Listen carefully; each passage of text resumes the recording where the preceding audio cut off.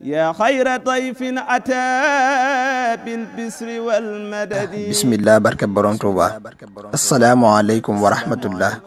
ñoo ngi leen di nuyu bu baax di leen ziyaara. gannaaw loolu seen naafila guddik tey gi di guddik juróom-ñeenteel gi ci weeru koor.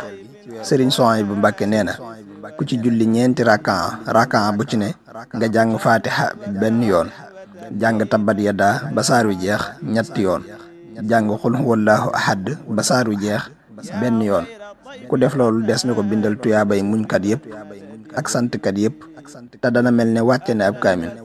te it des na ko ci bindal tuyaabay ku jaamu yàlla juróom-ñaar fukki at yoo xam ne da koo yendoo woor fanaani koo julli. te it des na digal ñaari malaayika ñuy far ay bàkkaaram di ko bindal ay tuyaaba ba bis penc ba. te yàlla dana nangu ak julleem ak kooram. te it dana ko dimbali, dana ko taxaw it ba kenn du ko mën a lor, te dana ko musal ci saytaane ak njàqare yëpp. te bu bis penc ba des na ko boole ci ñi nga xam ne duñu gis lu leen di ragalloo mbaa lu leen di jàqloo. te des na ko ubbil juróom-ñetti bunti àjjana yëpp bu ko ca neex mu dugg te kenn du ko xisaab. yal nañu ko yàlla man loo nu def ko te def ko na mu ko taamoo, te mu nangul nu ko fulal nu ko laqal ñu ko fi yàq yëgul barke Cheikhul Khadim.